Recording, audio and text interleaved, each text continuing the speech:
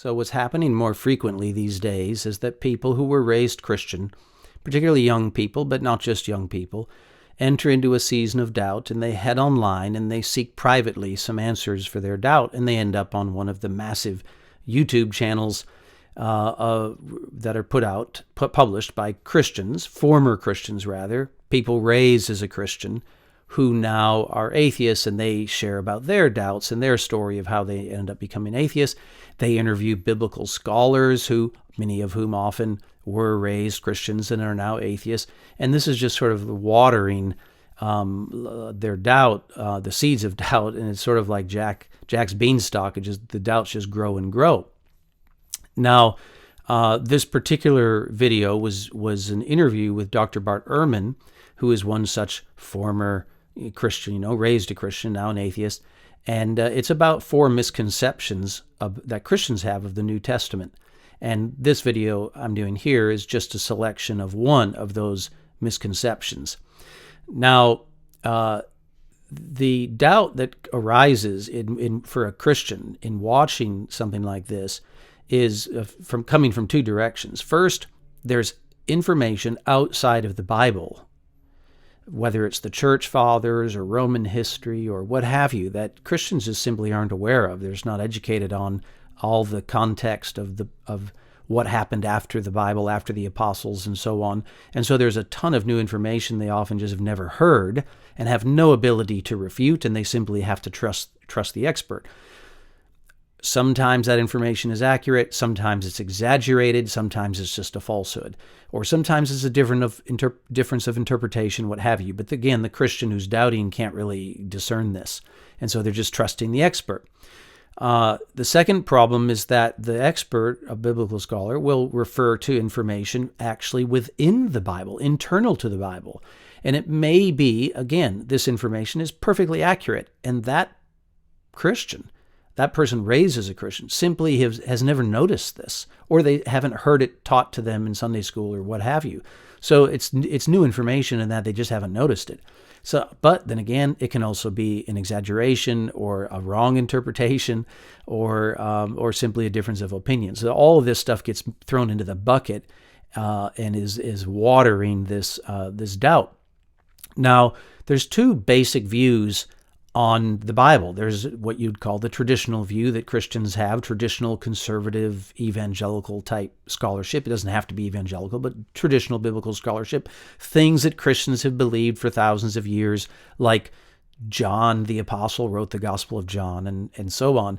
And then there's the critical scholarship, which is sort of the last 200 years or so worth of sort of extra skeptical kind of scholarship toward these traditional views. Now, some of the traditional views are traditional only in our own heads, and actually haven't even been the traditional view across Christianity.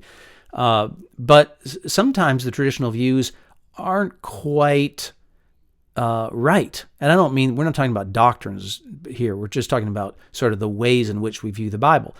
And then some of the critical views are definitely not right. So trying to sort through this can be very challenging. So you only have 2 options. One is you can just educate yourself more, both on the Bible, which is definitely a route you should follow, internally, just reading the Bible and taking it more seriously, what it actually says.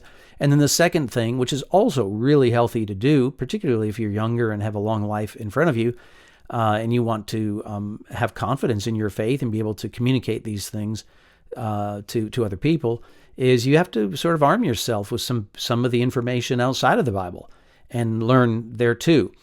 Now, for the time being, you can at least send some people over to iPUB and to videos like this and get sort of a response where I do have some expert knowledge and can speak to some of these things. So again, this is just a video on one of the 4 misconceptions, and the original audience I did the whole video for, I assumed was basically a skeptical audience. So you have to keep in mind, I'm talking about this particular misconception with the assumption that is more or less a skeptical audience that's listening to the video. Anyway, I hope this proves helpful to you. Legendary accounts of Jesus' birth, ministry, and death did not have time to form by the time the Gospels were written. So the gospel accounts are purely historical. So in this webinar I'm doing on Did the Christmas Story Really Happen, I'm going to be dealing with materials found in Matthew and Mark that I will be trying to show probably are legendary, I think with a high level of probability. It is completely wrong, in my opinion, to say that there's not enough time for legends to develop. If anyone would just think about that for a few minutes, they'd realize that it just doesn't make any sense. In the ancient world, there's no mass media. There's no way to correct what one person in Antioch says in light of what somebody in Rome says. I mean, and you can make up anything, and it doesn't take 30 or 40 years. Our Gospels are 40, 50 years later after the events. It takes no time to make up stories. All of us have stories told about us that are not true, and often they're told the next day. And so why couldn't stories be told about Jesus 30 or 40 years later? And you can't say because, well, there would have been eyewitnesses around. I myself personally have seen published writings about me, about that say by friends of mine who don't agree with me on religious issues, who say things about my life that are absolutely false. And it didn't take 30 years. And there are plenty of eyewitnesses to tell them they're wrong. And a couple of times I called them up and I said, Craig, why'd you say that? That isn't true at all. Oh, I guess I should have checked, huh? Yeah, you should have checked. And this is somebody who says that there wasn't time for legends to develop about Jesus 40 years later. Come on, it was like it's the next year about me. So I think the idea that, there's no time simply does not work by anybody who knows anything about how oral traditions work, just in the modern world about people telling stories. The question is, are there legends about Jesus in the Gospels? There are certainly legends from outside the Gospels that I'll be talking about in my my legendary seminar. In my seminar, I'll be talking about some of these legends from outside the Gospels that actually continue to influence how people think about the Christmas story today, even though they're not in the New Testament. But the question then is, what about in the New Testament? Was there really a census under Caesar Augustus where Joseph had to register for in Bethlehem because he descended from David? Good question. Was there really a star that led the wise men to Jesus in Bethlehem? Good question. So we'll be looking at why some of these stories appear to be legendary, and then people can make up their own minds about it once they see the evidence. But they shouldn't write off the evidence until they see the evidence. And so I hope people do is they come and bring an open mind to it. And I'm not going to insist on my views. Like, people can think whatever they want, but it's good to see all the sides. So again, I think Ehrman's pretty much spot on here. I mean, obviously legends and legendary elements could have been a part of the New Testament record, the gospel stories. I think that's kind of obvious. They could have been.